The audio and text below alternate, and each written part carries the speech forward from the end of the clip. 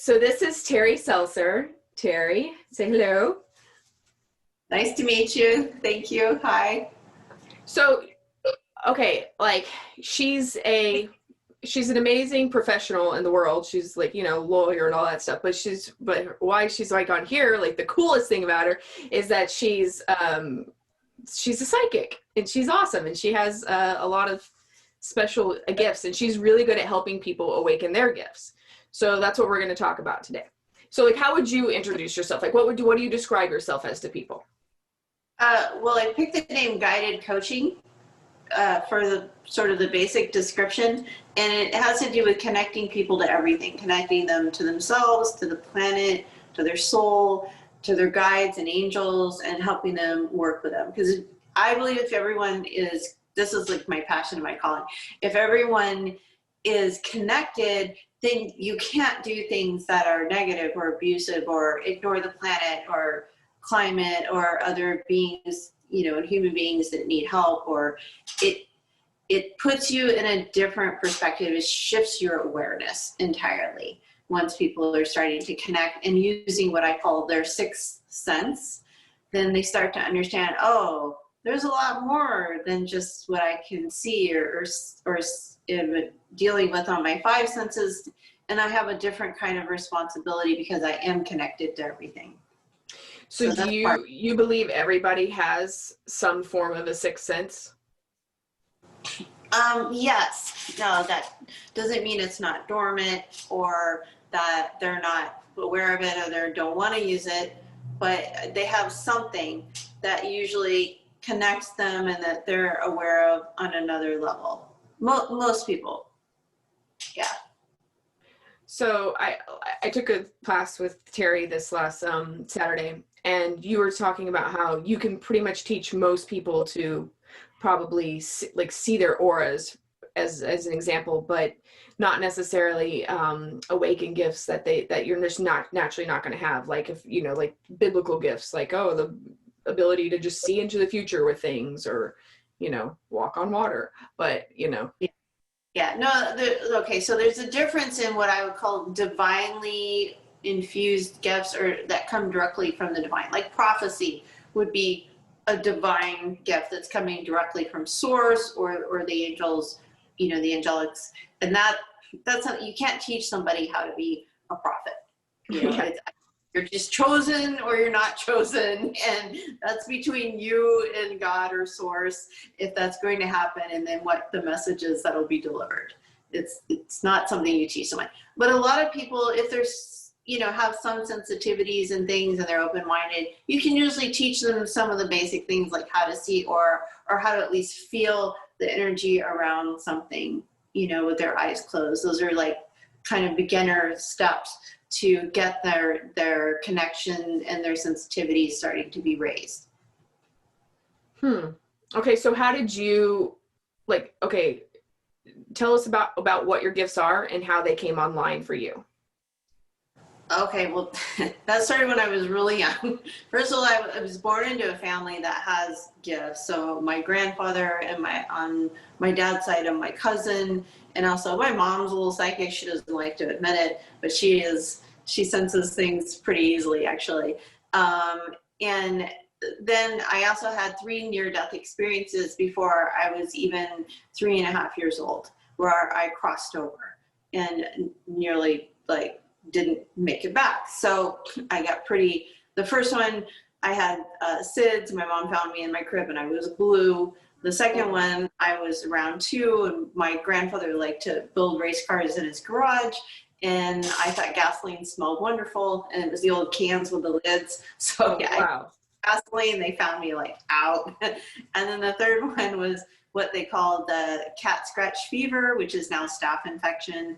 And I did get scratched by a cat. I got very sick. I had a really high fever. That's the only one I actually remember consciously, is the last one in crossing over. And I remember the light. I remember floating up out of my body, seeing everybody, in the room. And I remember, I was in ice. They had packed me in ice because my fever was so high. Oh, wow.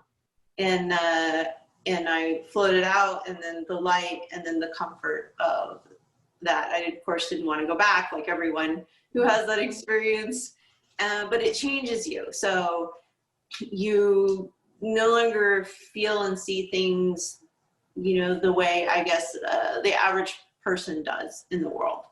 And then I tried to push that down for many years and get rid of it, because it was around probably age 10 that I realized this wasn't something that other people wanted to know about, or they would start saying I had mental health issues and stuff like that.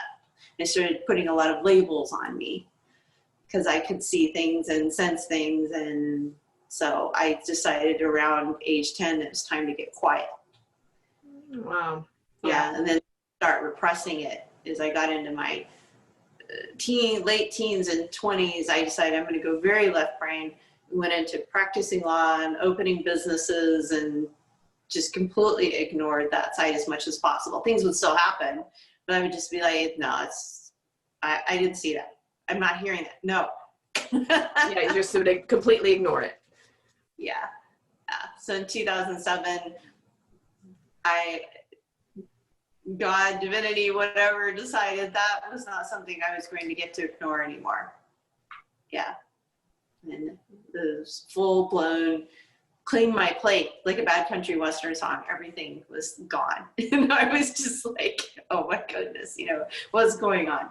And during that time period, I would call like a psychic crash. I was like, everything opened wide up again. I see things, hear things, smell things, sense things that other people were just like, we don't know what you're talking about unless they were psychic and could sense them. And I finally found a woman that helped me realize that I wasn't hallucinating, because I walked in and I'm like, what is that? And she could describe it perfectly. And I went, okay, and what is that? She described it perfectly. And I'm like, and what's in your backyard? She's like, that's an angel gate. I'm like, I have never seen that before. That must have been super comforting to have somebody validate like what you were doing. It was. At the time, I felt like I wasn't suicidal, but I felt like I was going to die. Like it was that feeling of, if I don't change and I don't do something different, I am going to die. Just, this is what it was at the time. So it helped a lot to find her.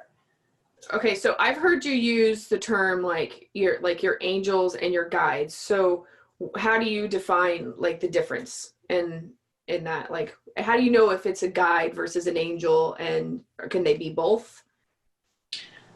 Yeah, they can be both, but for me, the angels are more like, how do I explain this? First of all, they shine a little bit more light. And second of all, they're kind of like guardians that are sort of there. And then they also are like, it's more like they relay messages. It's not like it comes from them. And then a guide can be like something that's another type of being that has its own consciousness, that isn't just relaying messages, but actually processes through and makes more decisions. Like the angel's more like a messenger or a reflection of source or God than it is like going to make a decision to do something or change something. Does that make sense? Yeah, but angels are they always confuse me, because like I've had a couple of run-ins with them, and I've had another woman on here who specifically works with angels who I've talked to, and I mean, she says they don't necessarily have wings, and that like, and I've also kind of just, I think there's a weird sense that they're tied with religion, but then at the same time they're in all cultures, like these, yeah, so that they're such an interesting being for me, because like, would you call them alien or not? Like, are they from here or not from here? No. Like they were created early on, so they're part of things before things were physical, before there was a physicality. So that's they're older, and they're part of that, and they're more directly linked to source or God. Yeah, and they can get much closer to source than we can without losing their sense of being an angel, I guess. Like the source is so strong and source is so powerful, the original essence of everything, that if you get too close to it, there is no more separation, no more Right, you go back into it. You just are, and you're gone basically. And so would all physical things be, like, completely gone. So angels have the same issue to a point. They can get a lot closer and still exist, but than we can. But they're also more of, like, they don't have free will. Is a thing about most angels. Now, there are some angels in the stories in the first fall and the second fall that apparently had some sort of level of free will or developed it and asked questions of God, or came down, to the earth and were of lust and things like that. Sometimes I question if that was more alien or if that was actually the angelics or not, because I see the angelics as more like messengers, conduits directly for God or source. Yeah. Okay. Yeah. Well, and see, that's what's interesting, because, like, I've had this discussion before, because there's a group of people that believe almost like there's an ascension level of where, like, you could become an angel at one point, and then there's other people who are like, no, angels just are angels. They always were. They're never been a human. They won't be a human, and, like, they're a separate thing from us. Like, they're not the same thing. And I've always tended to go more in that line. Like, it's not like, oh, your wonderful grandmother who you loved became an angel and is watching over you. Like, I think that she's something else, but, like, I feel like they're two different things. I agree with that, because the level of just spirits and souls even look different on the other side to me, and, like, I can kind of follow somebody when they've crossed, and I can kind of tell you what stage they're in and where they are too, a lot of times, and then when they'll be able to show back up and interact with you again. If they cross into the light, it's a lot easier for them, if they go through the process and then go into the light. It's a lot simpler and easier. There are some souls that sort of are in limbo here in different places. And then there's, like, what I call energy imprints. Like, you might see the same thing. Like, the people who see the girl walking down the staircase every night. Oh, right. That's may or may not actually be a soul. It may be sort of like an imprint of the energy was so strong kind of thing. Yeah, I've heard that can even happen to like the example I heard was that there was a domestic violence like incident somewhere, and the woman was still alive, but then her nephew, like, could see, like, this repeating thing in this room of her and her husband, like, having, and it almost seemed like there was like a ghost thing, but he was like, it was weird because it was like my aunt when she was younger, but my aunt's still alive. So yeah, I understand that could be like the repeating record loop of just one moment in time that is for some reason unresolved or something. Just like, it's almost like the energy was so charged, it left an imprint somehow, in a weird way. I can't explain that well, but I've seen it. I know the difference. Like, I can tell you, yeah, that's like part of their spirit or not, kind of a thing. Does that make sense? Yeah, it does. And then there are people that sort of get in accidents, get popped out of their body too fast, or they feel like they have unfinished business here, so they're trying to do it, by not going all the way over into the light and things like that. It's like, so those, I just, like, if I come across them, I have a conversation with them and say, hey, you want to go into the light because it's a good thing. They're like, if they're afraid of judgment, I'll say, I promise this is not going to be a bad thing. You're going to be fine. Just trust the process. It's not about punishing you. It's about helping you learn and grow. So, I've had this theme was coming up a lot for me. I had this weird dream, and that like and then there was like a book I read about the alien interview, and then there's a couple of other like yogis who've talked about how the light is the reincarnation loop. Like it puts you into another body, like it puts you into this thing, and then like if you go to the stillness, you can start integrating with source. So that if you feel like you aren't done learning, go to the light. But if you feel like resolved, don't go to the light, because then you'll just go back into the loop. I found like I've heard that a couple of times, and I'm like, ooh, that's a little bit interesting to unpack. The karmic wheel, right? Yeah. Okay. That's interesting. I don't know enough about that myself. I will say that what I did learn when I went and studied in India, northern India, and I spent 10 days with the monks and with the Dalai Lama. Not personally, can't get very close to him. Like, we had one picture with him, that was it, right? But listening to him teach and stuff in that group and hanging out with the monks for days, it was fascinating. But one of the things that they talk about is conscious death. So so their idea of consciousness is not necessarily like you and I being awake. So they would argue even somebody in a coma can be fully conscious, because they're fully aware of what's happening, even if they can't talk to you or interact or look at you. They have full awareness. And so when they die, their meditation and everything, the way I understood this, and I'm not a specialist in this area, but the way I understood this is that they when they die, they're trying to remain fully conscious and go through the entire process. And they talk about that space, the void, or kind of the stillness area, but I think they called it more like the void.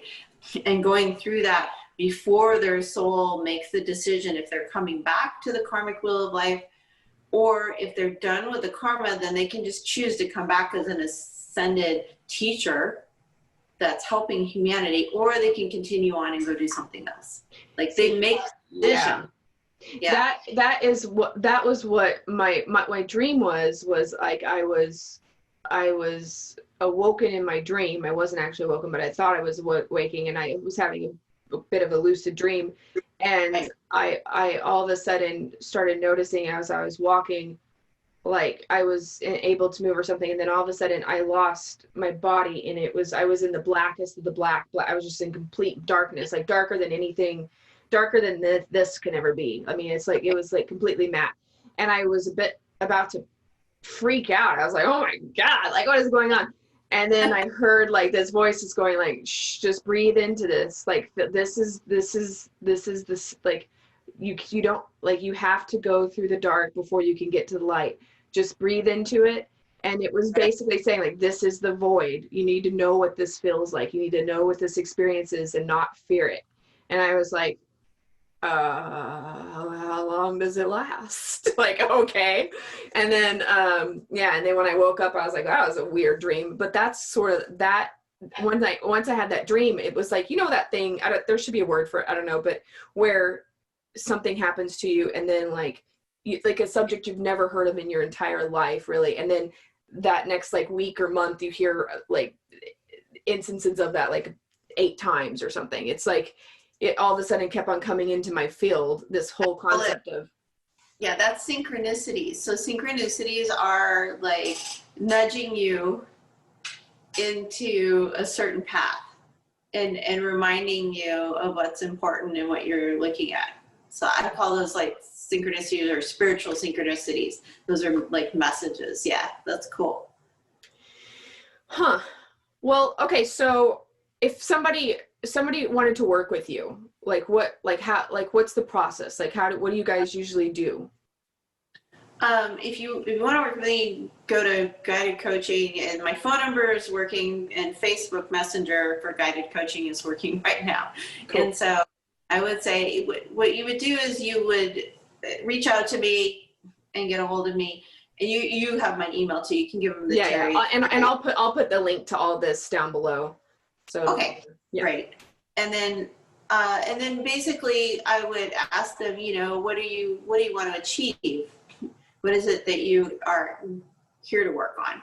and they may come up with a few things and tell me, and I may say, I'm not me, but their guides and angels may say, well, that's what they think they want to work on. Here's what we want them to work on. So that's always a possibility. Or they might be 100% right and say, okay, let's go there and see what we can do with that. So that could be, you know, anything from getting to know their angels and guides and how to work with them. It could be going back into a past life if they need to.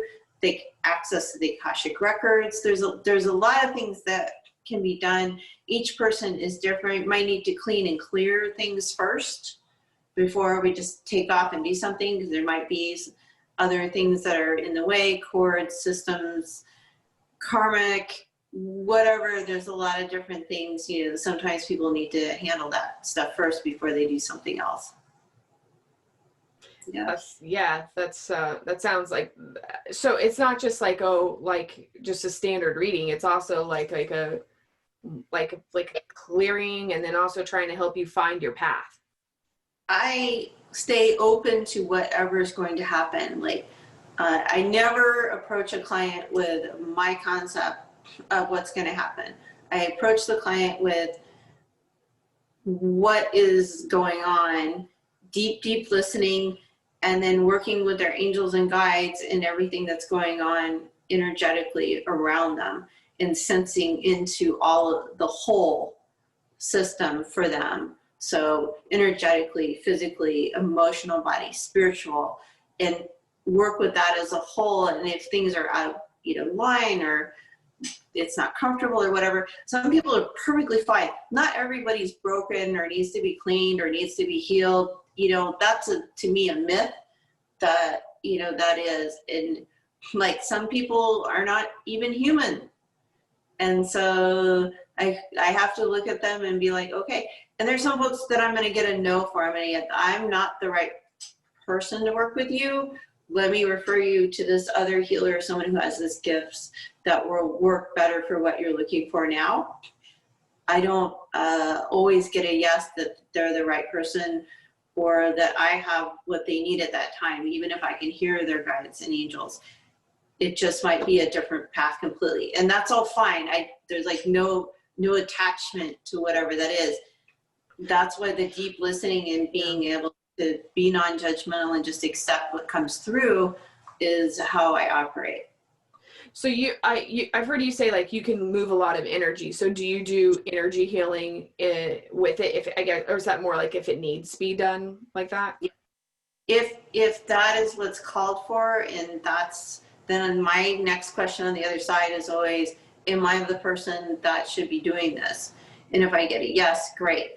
I also am very big on empowering the client. So I'll tell them what I'm doing, what's going on while it's happening, and then keep checking in with them to see how they're feeling, because I don't want someone to be dizzy or ungrounded or, feel thrown off by stuff too. So I tap in with them and I ask them, explain to them what I'm doing, because I also want to teach people. I want them to be able to apply things themselves.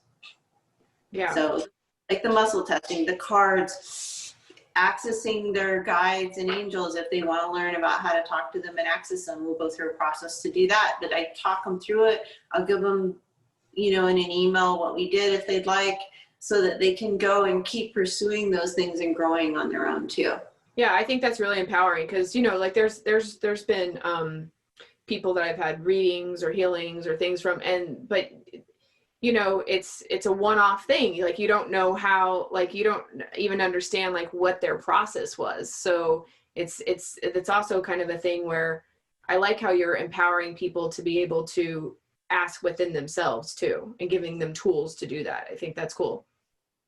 Right. If someone can't access their own truth, that makes them kind of a victim to all these opinions and ideas and things that are out there. They need to also have some sort of access to their own truth. And I'm worried working with someone who's always working with psychics and stuff, because they're trying to figure out things, because then I want to like ground them, connect them, and be like, you have to know how to read and understand your own truth. Right. So you're not put off track. you know, even if I tell you something, it has to resonate with you and be true to your system. And if it's not, throw it out and don't use it. If it's important and it's supposed to be part of something that you're supposed to use or do or whatever, I'm not going to be the only being that you'll come across that will give you that message. It'll keep showing up in your life. Right. That's true. And so how do you, like, what's your method of, how do you center yourself? Like, how do you connect to, like, are you just naturally connected, or do you have to like go within sometimes? Like, are you a meditator or? I do some meditation. I wake up, I do gratitude in the morning and thank God for another day. And, you know, that I get to do things today and be of use. And then I have a kind of grounding and connection that I do what I call like above and below. So into the center of the earth, because I'm supposed to be here on this plane doing this work. So I need to stay connected with her and operating with her in her field too. And then go all the way up and connect to source and run that through. So that's the other way. And then just sort of soften and widen and allow the energy to flow in and connect with the angels, the guys, say hi to them, you know. Yeah, I mean, for me, they're like friends. You kind of stay in touch, you know. Yeah. So how do you relay messages to someone that are kind of like, you're like, oh, they're not gonna like this? That's difficult. So like I once had a client that came to me and she wanted to know if her husband was cheating on her, and I immediately got a yes. And I immediately saw the girl too that the husband was cheating with. But it felt wrong to tell her just because I had the information, because she was in a very emotional state, and also because she had 2 children and, you know, things like that. So I didn't feel right about it. Something felt wrong about just giving the information. So I started asking more questions around it. But I decided to wait and tell her that, you know, teach her how to trust herself and get her grounded, get her centered, because then she would be able to handle this and be able to deal with it in a different way. And it's just like, even if I get messages around people that are going to die or cross, I usually don't tell them. Right. Because it's not like you can do anything about it. You know. No, right. I mean, unless like somebody's really stable in themselves, but then if they are, they probably already know they're close. Yeah. You know, so I don't need to tell them when they're that centered and they're that connected. So, but it's just, like, I can also tell like when somebody has a window, or what I call a window or a door. So, so like if somebody has been diagnosed with cancer, you know, I can often sense like, oh yeah, they're going to have cancer, but this is like a rebirth and a process for them. Or, oh, they're going to have this time period where they really could leave and cross over if they want. Right. So they have a choice. So you can see the fork in the road kind of thing. Right. I call those windows. And so, and because it's like, yeah, you could crawl out the window and go if you want because the window's open, or you can stay in the house and keep hanging out here, right? Doing what you're doing. Doors it's a done deal unless, you know, you have divine intervention at that point saying, oh, we're going to give you a little miracle or a little something, and no kind of thing. But when windows are more, that person kind of can choose if they want to take it. So in regards to like portals, and you're saying that you can like kind of like open portals and dimensions and stuff, do you, like, how do you see our reality in terms of, do you see, you know, like, do you see like we're in 3rd dimension, we go to 4th, like, do you see like these dimensions? Like, how do you see where your consciousness goes, like when you pass over? Like, do you see it as we're all like one continuous being just fragmenting itself, or how do you see this whole reality? I know that's a hard question, but it's a fun one. Yeah, no, I like it. Thank you. First of all, although there's density and it is physical and I can see the physical, I also don't see this as physical. I see this as like billions of particles of lights moving all the time. Like that when I just sort of zone in and sit with it, it's like, it's like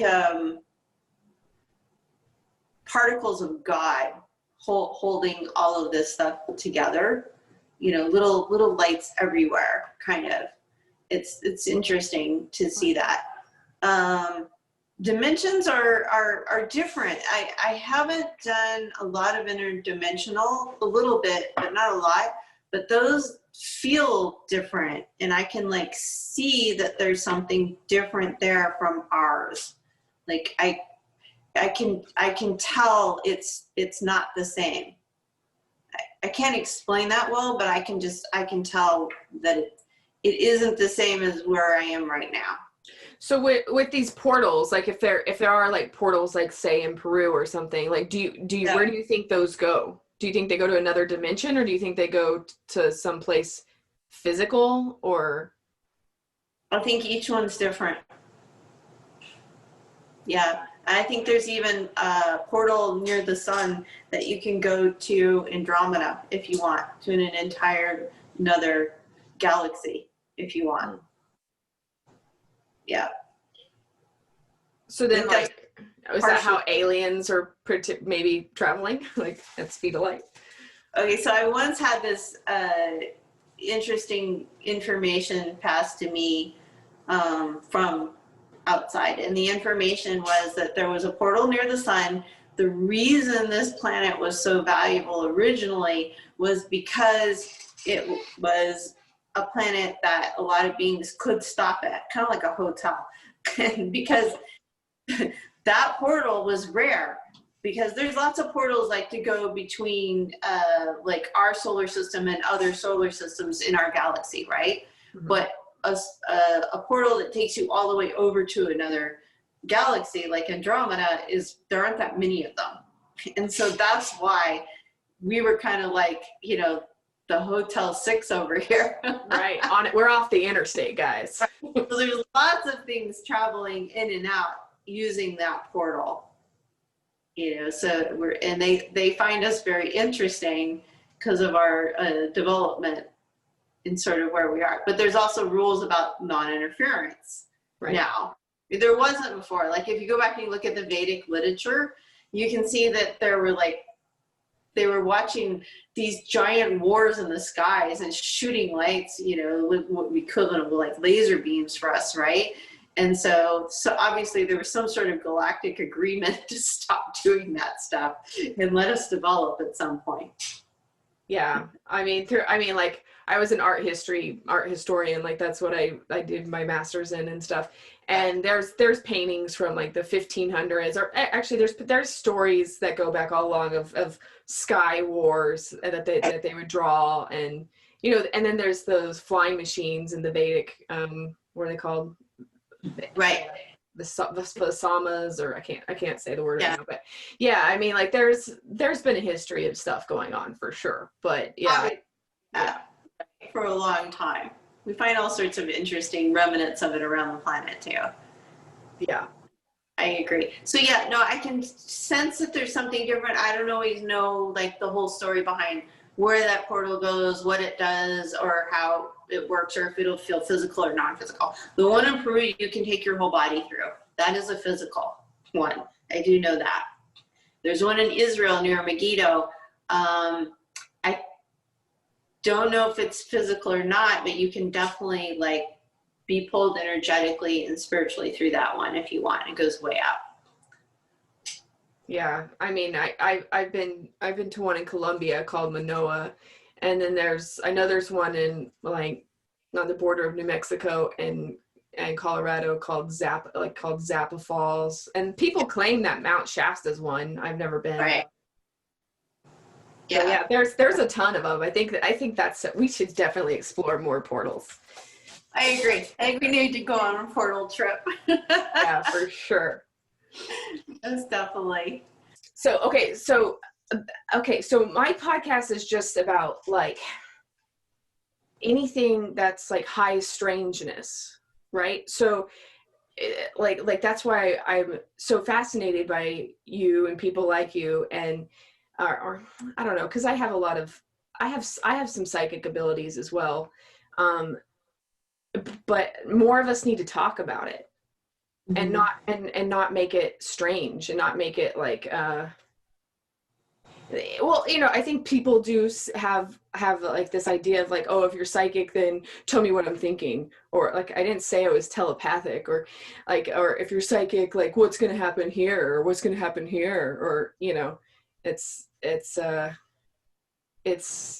needs to be understood better, and I think it can be understood better if we all start kind of expressing like how we experience it.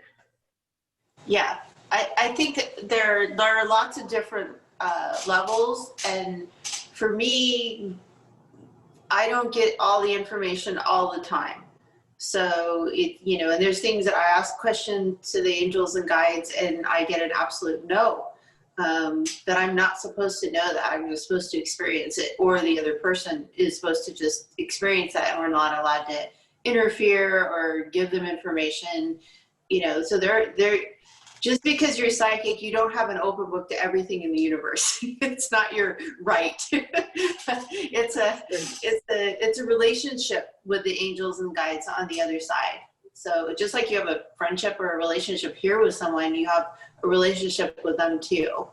And it's the same like level of respect. And there's some things your friends are never going to tell you, and that's okay. They're still your friends.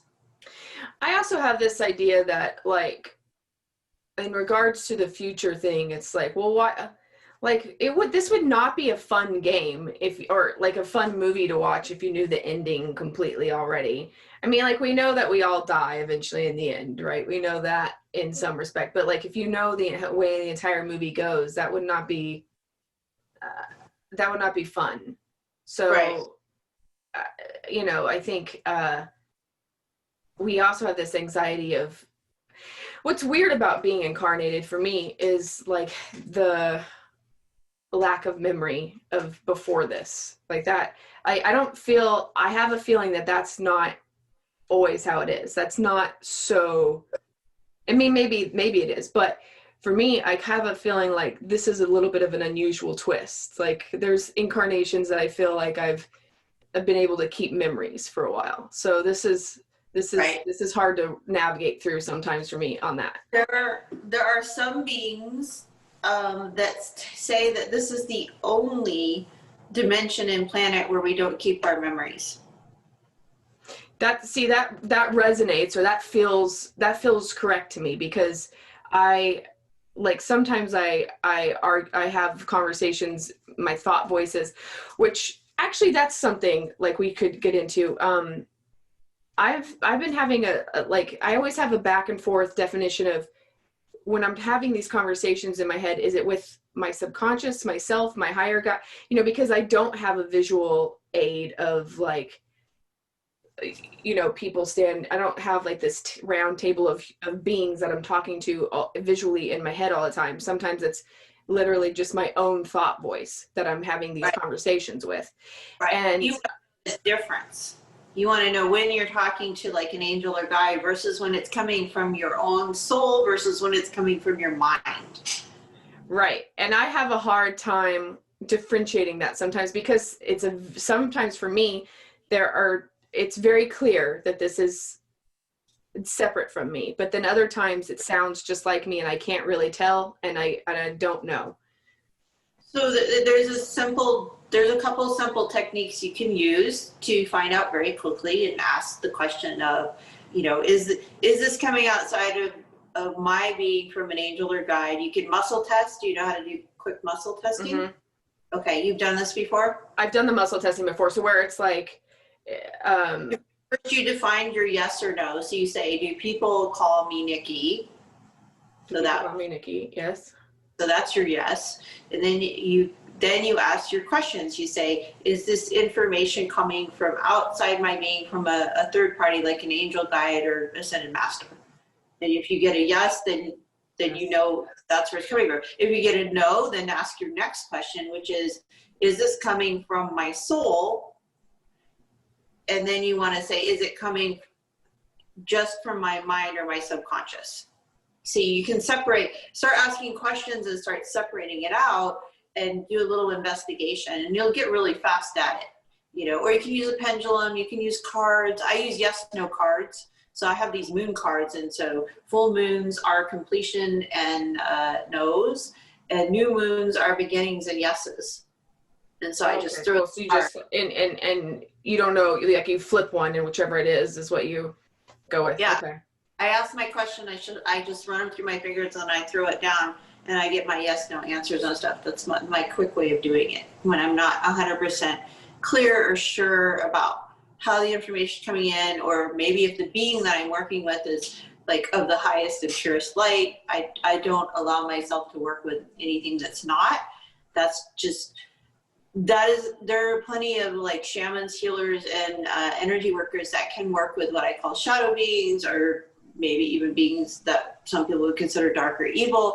That is not part of my path. I'm not allowed to do that at all in this life. Like I have no gray area at all. I only can on the light this lifetime and in this path. Yeah, I definitely have had experiences with like I had an experience with a gargoyle. Like she was almost like I guess she was a demon or something, but she came into my room in San Diego when I was on an overnight, and she was sitting on the edge of my bed, and I could see her, but like it was a very weird thing. And instead of getting scared, I just was like, can I help you? Like, what do you want? And she was like speaking like gibberish. I didn't understand what she was saying, but she kind of, I got this, she kind of talked about a cat, and she talked about something else. So I got the feeling that she was almost like a ghost, a very, very old ghost who has not moved on and has been like just swimming in her own, wallowing in her own self-pity for I don't know how long, enough to become this like creature.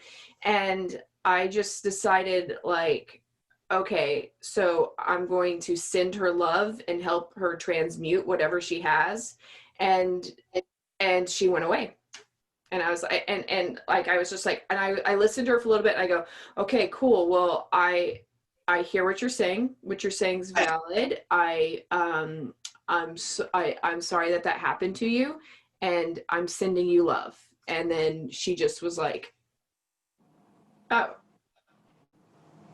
thank you. And then left. It was weird. So I was like, but please, I don't want to work with dark beings all the time. That's not what I want to do. But it was definitely, I decided that if you don't give your power away, and if you just look at it like on an equal playing field and be like, okay, like I see that's where you're at. Cool. Yeah. So yeah, I don't know, but yeah, I definitely, I also don't want to work with dark beings, because that is like, that's not fun. No. I'm allowed to work with like souls that are stuck in what I call limbo, or in between that have like crossed or finished their process and got all the way into the light. And so something like that is okay. But what I mean by work with them is I'm not allowed to ask questions or for them or use or work with them like I would an angel or guide or master. Yeah. So can I come across them? Can I see them? I actually see entities stuck on people and things like that. I even see sometimes things that would be considered very alien, that are not like of this planet or wouldn't be, considered of this planet. And so there's a lot of things moving through the universe all the time, and a lot of dimensions, and I can't go in and out of all of those either. Some I can go to, some I can't. Portals are really interesting too. Some I can open a lot of portals, but I can't necessarily go through them. Like even some people that are ascending through certain portals, like I can open that for them, but I can't go. So that's kind of fascinating. And then there's a few that I could go to. And one I was invited to in Peru, and I was like, no, you don't keep, one of the questions when I open a portal is, can I come back in this exact form the way I am, within a time period that be, very close to where I am, so I'll still know everyone and stuff like that. And I got to know. And I was like, okay, that's not for me right now. Right, cool. Portal. So regarding like the past lives part of it for you, there are ways to access past lives. So there's something called one-eyed meditation that you can do with someone else. Have you done that before? No. Oh, it's really cool. So the best way to do it is kind of in a low light situation and in the evening, but you can do it anytime. And so what you do is you just pick one eye. You leave both eyes open, but you pick one eye and you just stare into that of the other person, and then you soften your gaze and you'll start seeing their karmic, like past lives come through. Like if they still have karma to resolve and their past lives are still echoing through and they're working through stuff, you'll actually see their faces change in that process.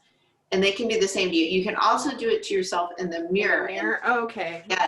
The try it with like candlelight or low light and do it in the mirror, just stare and see. You'll see your face start to shift. If you just, you know what I mean by soften your eyes, like soften. Right, like just like almost like you're looking at one of those magic things where your eyes just kind of. Right. Yeah. It's just the way you would start out looking at an aura. You soften your gaze and you don't look right at. You look sort of to the like you're focusing side. on your peripheral vision, basically, instead of more. Yeah. Yes, exactly. So you could do the same thing and you'll see some of those karmic lines. Now, if you want to go, like I find that people trigger me a lot. So not trigger in a bad way, but like they activate me in a way that I can, if I've known them before, I will get like a flash or I'll have a feeling about them. And sometimes I get a full blown vision of like the most emotional or impressive time the last time I saw them in another life. Like I'll have a full memory of that. You can also do like timeline walking where you go back if you want to and take yourself back. You do have the memories. You just have to act. I mean, I have a huge feeling that I came down to assist and I came down for the show. Like, I feel like this is like an important time to be here. Agreed. I also believe that I was sent here during this time period to be here to assist in the shifting of how the energy is going right now. Yeah. Yeah. Mm-hmm. Yeah, I don't know how that's going to manifest, but it's not, I feel like we're in the middle of it manifesting now. We are in the middle of it. We have been for a while.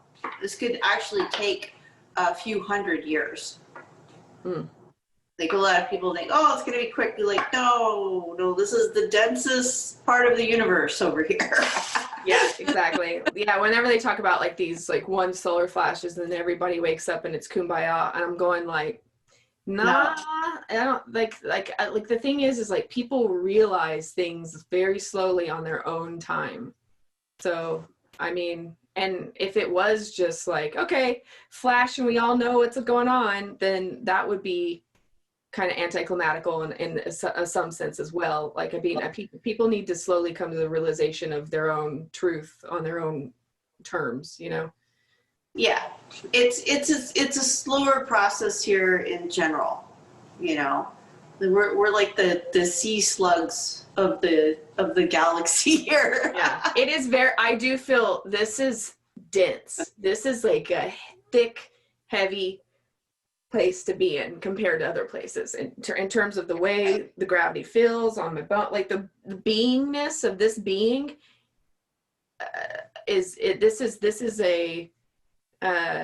is a very thick existence. Yes, right. Agreed. And so like when I work with people, like sometimes I have to be careful about always asking for things to be ergonomical and easy on their system. So because I don't want to push the physical too hard with the spiritual and the energetic. So I can move a massive amount of energy, and I don't.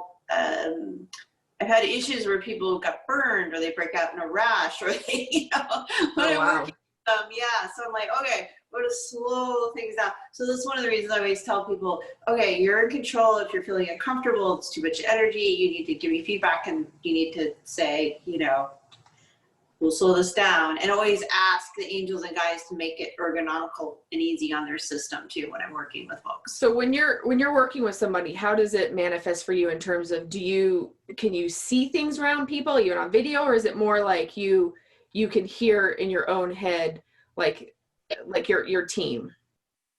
Both. Sometimes sometimes my team's working with their team. Sometimes I just see or sense something around them and that needs to come forward and like communicate. Other times it's more of what I call like the knowing, it just comes in. But the visuals have been, there on and off since I was a kid. Yeah, the visual can be really strong at times and very, very clear. Like can see their whole, I guess, all their allies or their ancestors or folks that do want to come in and talk to them and help them out with things. It just depends. Each person's different, and I just have to really listen deeply to them and to their team that's working with them and see what's going on. And not assume anything. Just really listen, and ask more questions too about things. So is there anything that I didn't ask that you wished I would have asked, or that you would like people to know just about what, like, if they had if they do consult you, or even in general, like something that you think they should know that isn't talked about a lot about this realm? About this realm. Well, there's so much. I would say that, okay, so one thing I that sort of sits with me is like, Carolyn Misses, right?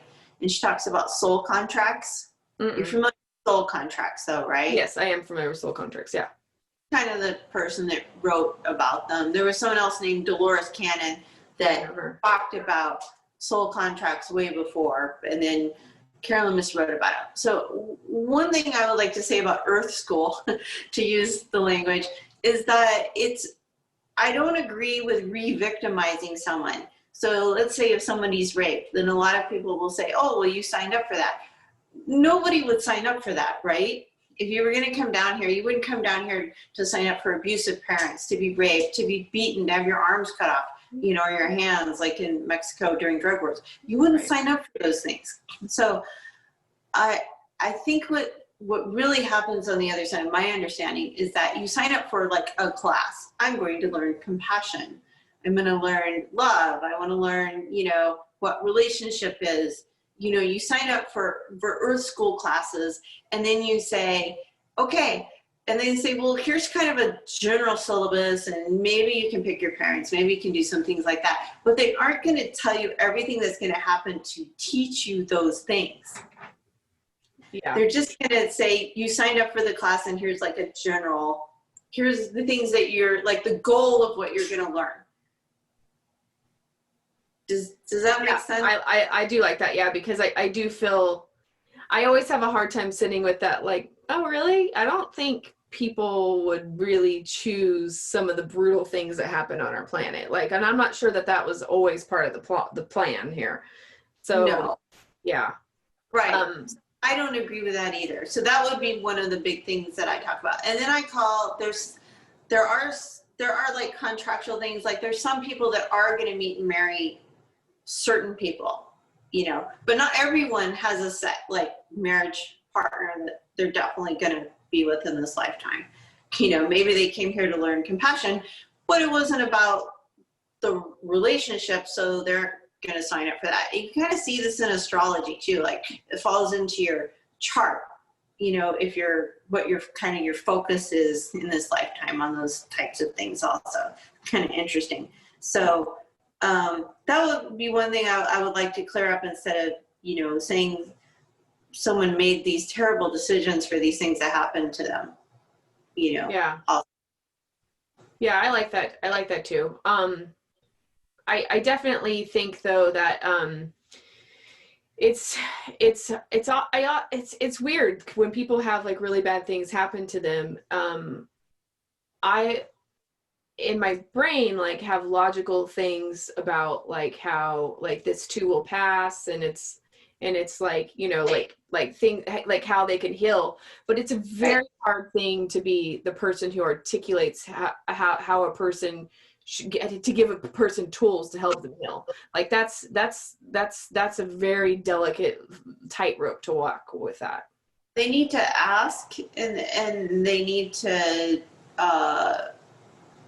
be open, you know, to that. You can't just go around and tell people how to do it. You know, that's part of their process, and the learning how they, you know, go through that. So, and then also I would say there's something else what I call set points. Like there are some things you're not going to get out of in this lifetime, you know, that you kind of did signing up for the class. And that might be the person you're going to marry. That might be having a child. That might be, you know, there's something what I call set points. Nothing's going to change that. All the roads you take are still going to get you there at some point, and then you move, and then you get another choice shooting off of that set point, you know, for a possibility.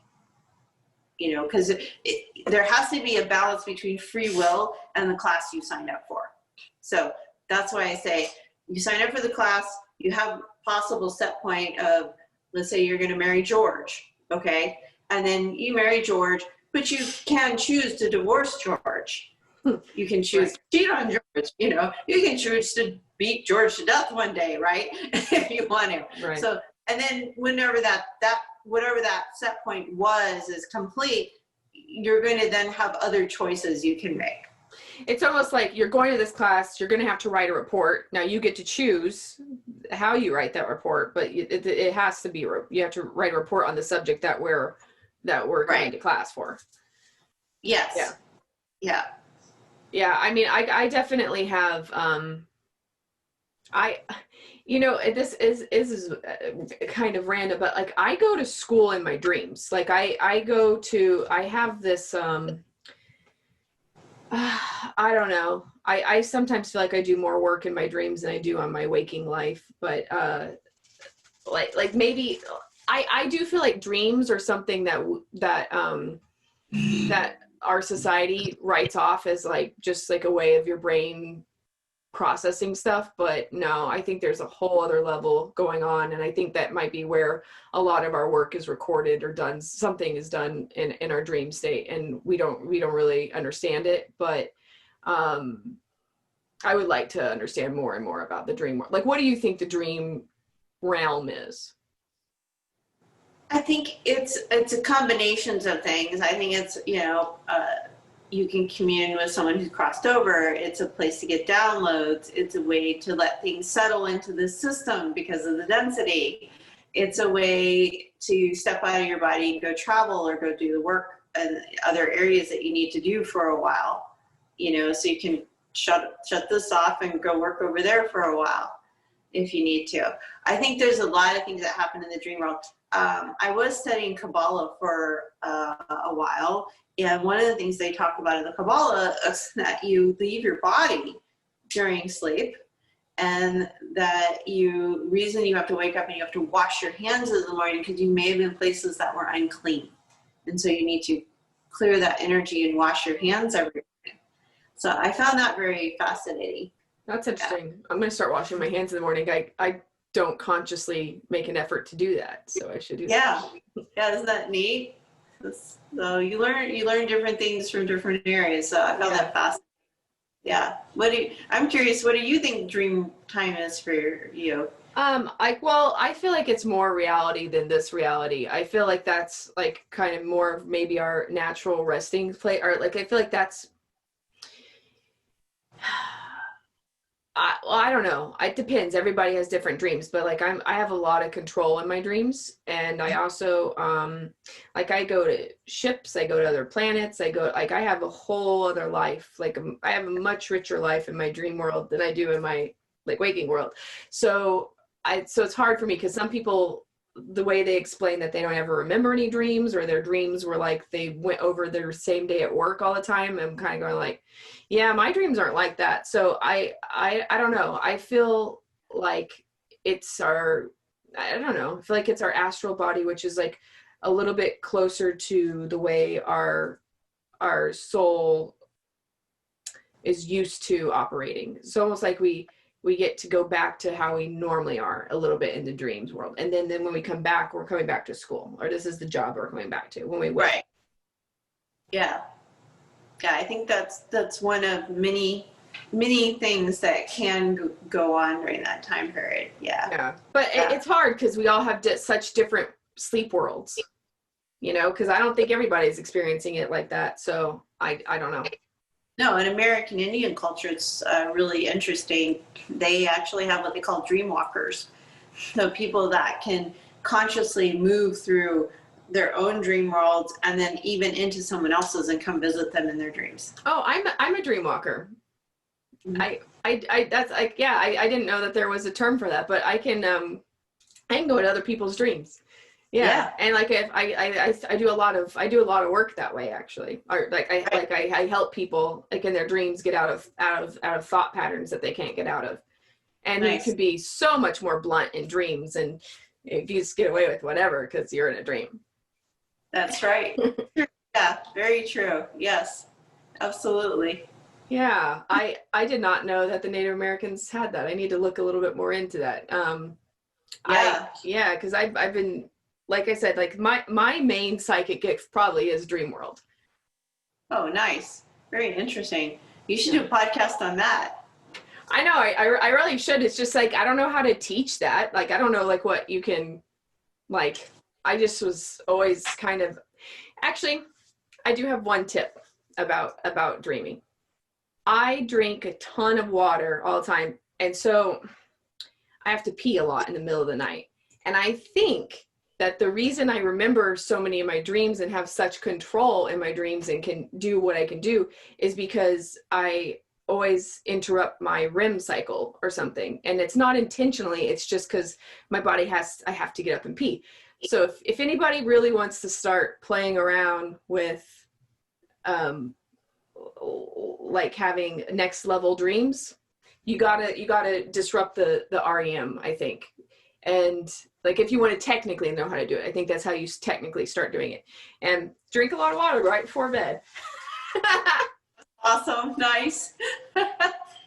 It's a crazy tip, but it might work. Hey, you give it a whirl, see what happens. Yeah. Nice. Well, I don't know. I've had a lot of fun. This is fun. Thank you.